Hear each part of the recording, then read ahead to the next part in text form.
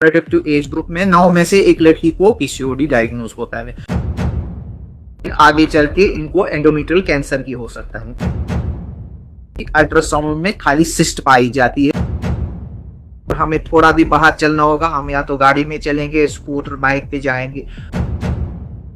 वो आगे ऐसे भी लोग हैं जो अपने बच्चों को चिकन नहीं खिलाते हैं, इसमें स्टेरॉइड किया होता है। इनके आप देखेंगे मुर्गे इतने मोटे मोटे होते हैं, एक दिन इतना होता है, दूसरे दिन इतना बड़ा हो गया होता है।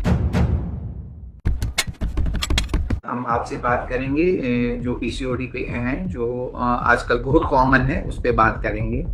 देखो, हमारा जो कल्चर है वो चेंज हो रहा है, वो वेस्टर्नाइजेशन कल्चर। हम जंक फूड ज्यादा कंज्यूम कर रहे हैं। हम पहले नेचुरल खाद यूज करते, आजकल पेस्टिसाइड्स यूज कर रहे हैं। आप देखेंगे फ्रूट्स भी होते हैं आजकल, उनको भी एस्ट्रोजन इंजेक्शन करके होते हैं। इसी तरह आप मुर्गा भी देखेंगे, उसको भी बनाने के लिए आजकल हार्मोन फूड यूज करते हैं। मुझे लगता है ये बहुत सारे वजूहात है जिनसे पीसीओडीएस प्रेवलेंस इंक्रीज हो रही है। इसमें मेन कॉज जो हम बोलते हैं पीसीओडीएस किस वजह से होता है, उसको बोलते हैं इंसुलिन रेजिस्टेंस। यानी इनमें इंसुलिन है, इंसुलिन की मात्रा तो इनमें ज्यादा है, लेकिन वो काम अच्छे से नहीं कर रहा, उसकी वजह से पीसीओडी हो रहा है। यही कारण डायबिटीज का भी होता है। टाइप 2 डायबिटीज में भी जो भी कारण होता है, उसमें भी इंसुलिन रेजिस्टेंस होता है। एक लड़की को in the reproductive age group में 9 में से एक लड़की को पीसीओडी डायग्नोज होता है। तो ये मानो आप कॉमन सी डिजीज हो गई है, लाइफस्टाइल डिजीज हो गई है। This is because over habit, जो हमारे खाने पीने के तरीके थे, चलने का तरीका था, लाइफस्टाइल का तरीका था, वो हमने चेंज कर लिया। और जो हमारे फूड में अडल्ट्रेशन हो गई, उनकी वजूहत से ये प्रेवलेंस बढ़ रही है। और एग्जैक्ट कॉज पता नहीं है कि किस वजह से बढ़ रहा है।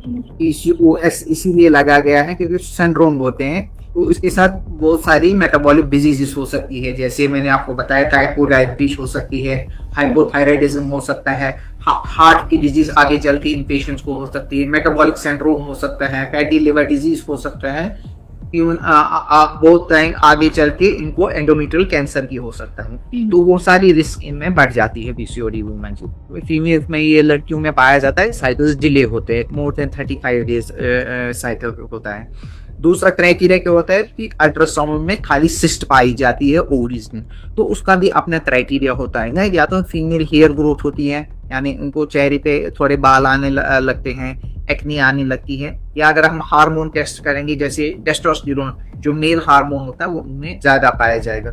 जो अगर किसी भी फीमेल को 3 में से 2 क्राइटेरिया होंगे, तो उसको पीसीओडी हम लेबल करते हैं। तो फिर उसके बाद उसका ट्रीटमेंट यूजुअली जो रहता है लाइफस्टाइल मॉडिफिकेशन और बाकी चीजें, हार्मोन ट्रीटमेंट या बाकी चीजें हम देते हैं। जो भी लड़कियां होती हैं वो उनका वेट थोड़ा ज्यादा होता है। यूजुअली हम क्या करते हैं, डाइट इनको बोलते हैं कि हेल्दी डाइट खाओ, जंक फूड अवॉइड करो, अपना ऑयल है ऑयल कम करो। तो ये चीजें हम बोलते हैं। और बोलते हैं हम एक्टिविटी अपनी बढ़ा दो, at least 30 minutes to 45 minutes brisk walk daily कर लो। क्योंकि मेन बैकबोन जो मानो हम पीसीओडी ट्रीटमेंट के लिए है, वो हेल्दी लाइफस्टाइल है।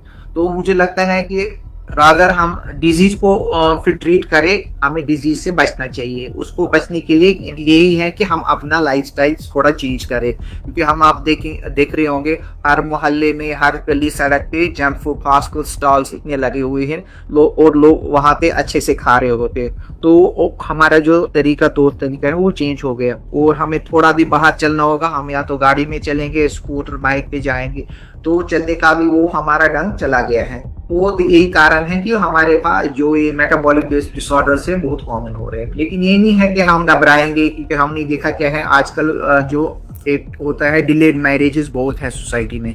ये बहुत बड़ा कारण है कि हमारे जो फीमेल्स है 30 के बाद ही शादी कर रही है।